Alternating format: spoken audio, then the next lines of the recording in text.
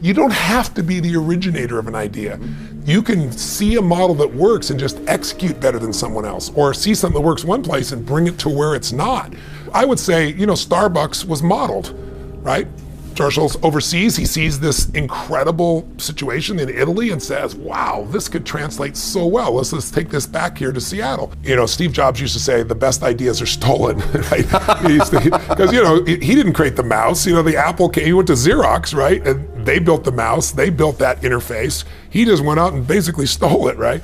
The idea that you have to be an original thinker, I consider myself to have a lot of original thoughts, but I also believe, holy cow, I stand on the shoulders of so many people that I've learned throughout the years that I've forgotten half of where it's come from because I've read so much, learned so much, interviewed so many people. The ideas come from looking for them, being obsessed to find them, and being clear about what you're looking for. I'm looking for something that's going to change lives in this way, or that I'm really passionate about in this subject and that I really believe can have a margin. So I think that's one thing. I think the other thing is it's all about creating the right questions. So I tell people, if you want to create innovation in your organization, if you try to do it like once a year rain dance, it never works. You got to train your people in a different way. And the way I do it in all my companies, and the way we've grown so much is, I am always bringing new voices to the table. New voices come up with new conversations, come up with new decisions, new ideas. So I met a multi-billionaire many years ago, now a good friend of mine, very private man. And I asked him the most important aspect of growing his businesses. He said, every single year, I bring somebody new to the C-suite. Every single year. And he said, and the reason is new blood has fresh thinking. They have a fresh voice. They have a fresh perspective.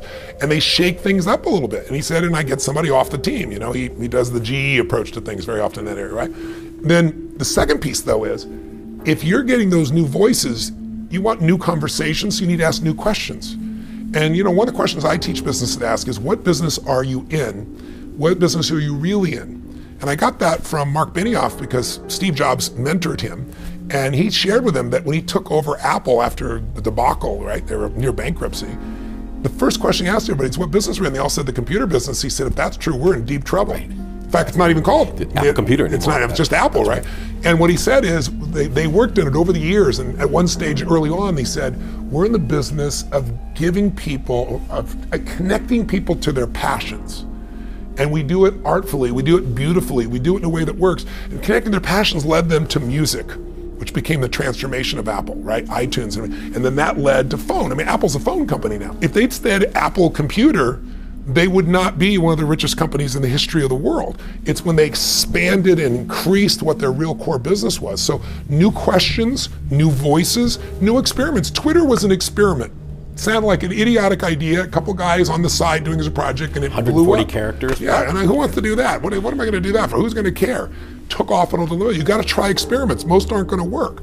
And I think that if you try new experiments, you get new voices, you're asking new questions, you're going to stimulate new answers. But most people do the same thing. And also, when you start saying, I don't have the idea, and you believe I don't have the right ideas, you don't even look for them anymore, right? It becomes a self-fulfilling prophecy.